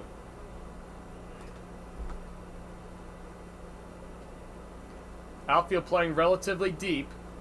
That's it, hard up the middle for a base hit. Goldsberry's aboard to lead off the inning for the Haymakers. Just seems like they've had all the momentum for the past inning and a half, Marshall. They absolutely have. Their dugout's a lot more excited than the A's right now. A's might be a little tense. The 1 seed tied with the 12 seed, and they had to play a game yesterday. That brings up Ty Chapman. He's walked a couple times today. He takes strike 1. 83 miles per hour off the bat of Goldsberry was that base hit. The ball was really whistling past Bretza on the mound. Now we are in the middle of the order. Chapman did not square on that first pitch. Can't say I blame him with the way he's been hitting the ball all year. Boy, would you... It's like, wow. Looks like Chapman attempts to call timeout. He did not get the call, and the pitch was delivered inside. So Brett's had a free pitch. He could not take advantage.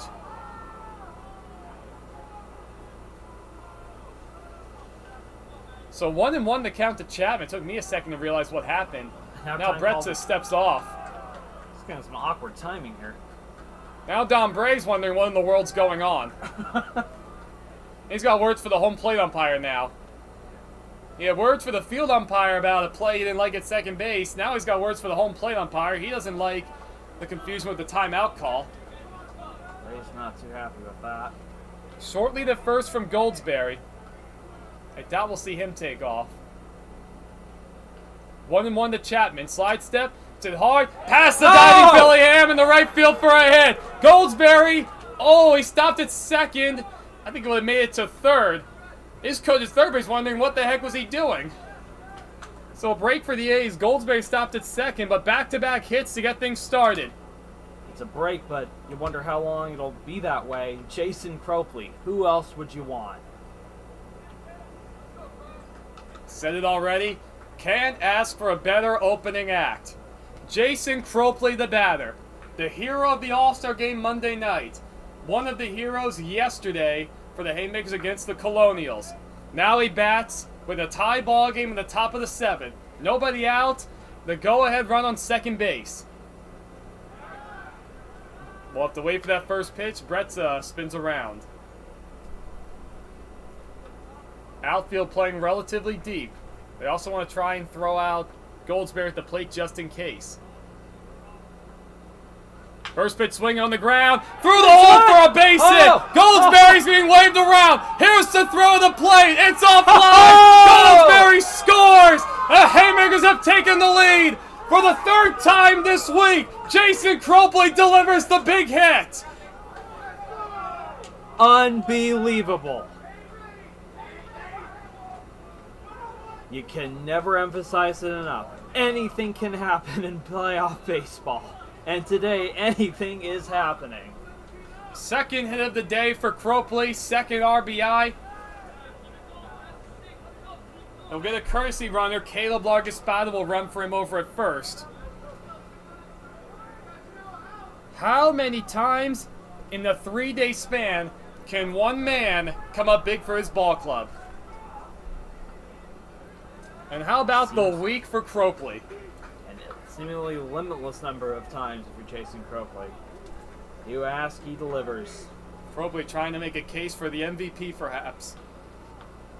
And there are still no outs in this inning. The Haymakers can absolutely pile it on here. The A's will have a chance to try and tie it or even walk it off. So if you're the Haymakers, you want to try to add on some runs. First and second, no outs for Harris. Bretza spins around. And Marshall, you have to wonder. Trevor Eby, Bridger Holmes, none of them have gotten loosened up in the bullpen at all. So that's hit hard foul. You wonder if the A's end up losing this game, if that'll be on the mind of Don Bray. He's the reigning PSCL Manager of the Year. The #1 overall seed in the playoffs. The A's are in trouble. They'll look to turn two with men on first and second, nobody out. Chapman over at second, Largaspada the pinch runner first. 3 straight hits to begin the inning for the Haymakers. The 0-1 to Harris. That's back towards the middle. Skull. It's going to go to first. Dug out by Billy Ham. Whew, fortunate there are the A's. Good play from Ham. Fortunate for the Haymakers, too. The ball not hit hard enough to try and go for 2. So now both runners in scoring position. That's just the first out. Second and third now for the Haymakers. The A's are going to have to bring the infield all the way in. And the outfield's coming in as well. Or actually... Connor Smith, the batter. He singled his previous at-bat and scored. Walked in the second. He's 1 for 2. That's it hard in the left field. Back goes Riley. He's under. He makes the catch. Tagging is Chapman. The throw goes to third. And no one's covering third base. It goes towards the A's dugout. So coming around is Largaspada. I think he was going to be awarded home plate automatically.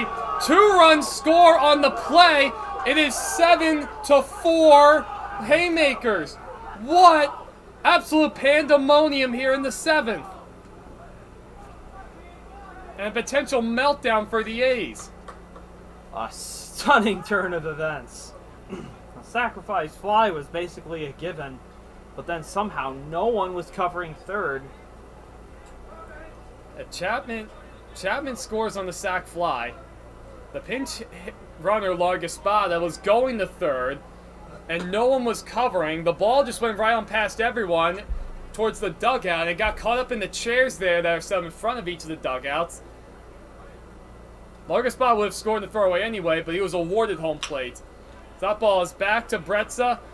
He takes it to the bag himself. That finally retires the side. For 2 consecutive innings, the Haymakers put 3 runs on the board. The big blow, Jason Cropley, gives them the lead.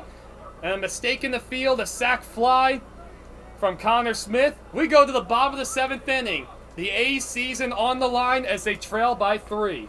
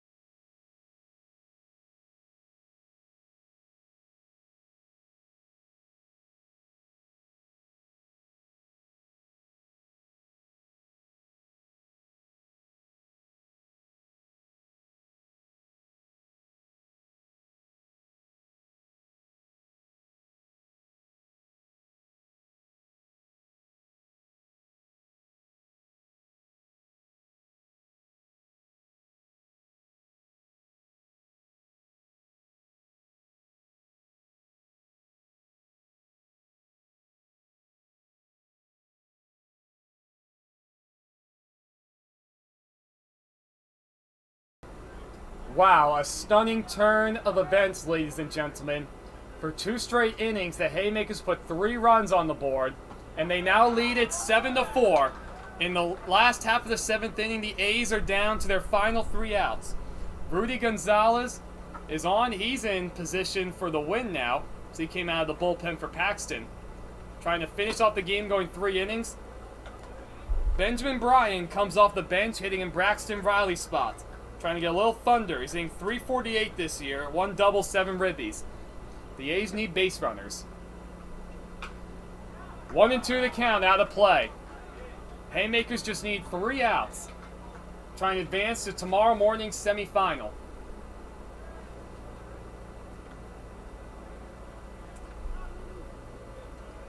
We're on the verge of the upset of the season.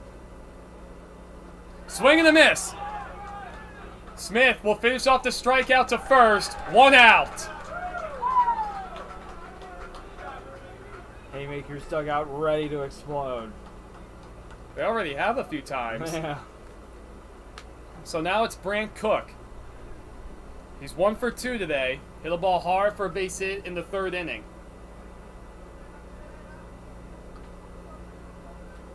It just seemed like everything went the Haymakers' way in the 6th and the 7th innings. And they were just able to hang around enough. Strike 1 to Cook.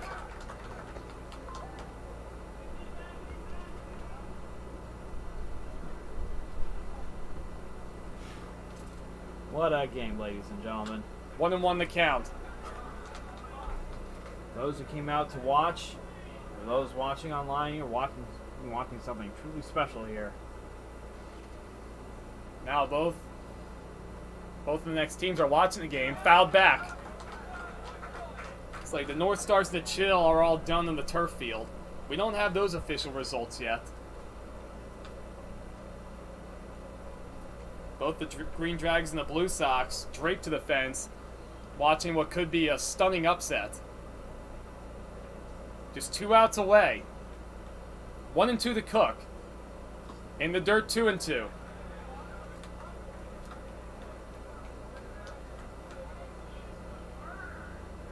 Feels tense in the crowd right now. 1 out, nobody on base, bottom of the 7th. The A's trail by 3. The A's, the #1 overall seed. Haymakers played a competitive game yesterday against the Colonials just to try and get here. 3-2. Last thing you want to do if you're Gonzalez is walk a guy here. So what the A's need right now are base runners. And you're at the 9th man in the order. Nobody up in the Haymaker bullpen. The 3-2 from Gonzalez. That's Chop. Charging his bounce. It's going to be a tough play. He's up with it. Throws. Safe is the call at first. The Haymaker dugout not happy about it. Bang, bang at first. Bowses did all he could. Charging it, throwing off balance. Cook runs really well. We know that. Whew, so an infield hit gives the A's a 1-out base runner. Huge. A huge break for the A's. Trying to keep their dominant season alive. So the Haymakers will elect to hold on Cook at first. I doubt we'll see him take off here. No. Down 3. You don't want to make it out on the bases. You don't. So the top of the order, it's Mullen. Inside the park run the 3rd. And an RBI hit in the 5th. He's responsible for all 4 runs today for the A's. A's are riding high after the inside the Parker and his hit in the 5th to put him up 4-1. 1-1 the count. Haymakers are set to turn 2. Shortly the first from Cook. Outfield playing pretty normal depth. What's the call here? They're going to say it hit his hand. Oh. No, Mullen gets hit in the hand. Could tell first if that was his hand or the knob of the bat. He's in some pain. Regardless, the A's will take a base runner. Looks like Georgia, the athletic trainer, will come out and check on him. Hopefully he's okay. Last thing, Trevor's out there too. Last thing you want to do is get a severe injury in summer ball, even if it is the playoffs. Got to keep things in perspective. So at the very least, he'll stay in the game right now. Mullen is a good base runner.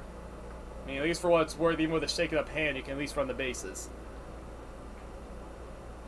So an infield hit and a hit batter. Big break there for the A's. Mullen was behind in the count. And now Marshall. This opening act just keeps getting more exciting. The tying run is coming to the plate.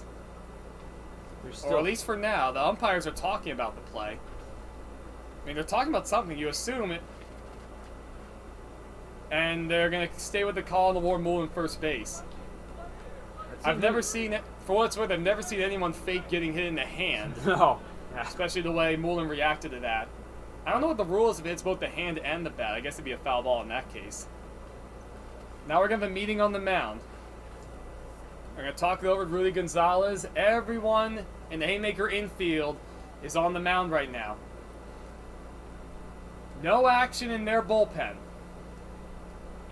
They're going to ride it out with Gonzalez. Caleb Skull represents the tying run at the plate. He's 0 for 3 today. He's popped up twice, struck out once.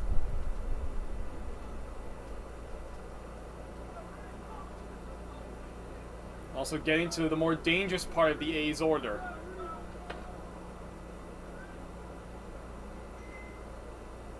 Goki playing medium deep in left field. Andy Truong playing on the shallow side in center. Ty Chapman medium deep in right. So here we are, first and second, 1 out. A's trail by 3. Their season on the line. First pitch from Gonzalez, curveball, strike 1. Skull might have been taking all the way. The 12-seeded Haymakers just 2 outs away from knocking off the top-seeded A's. The 0-1. Breaking ball. Inside, almost hit Skull. I think Skull was trying to kind of stay in there, but not inside enough to get him on base. Skull represents the tying run. The A's been dominant all year. Their season on the line.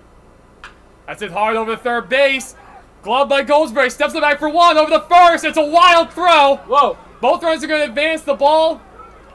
Oh my goodness. Rounding third is Mullen. The throw home is offline. Fortunate.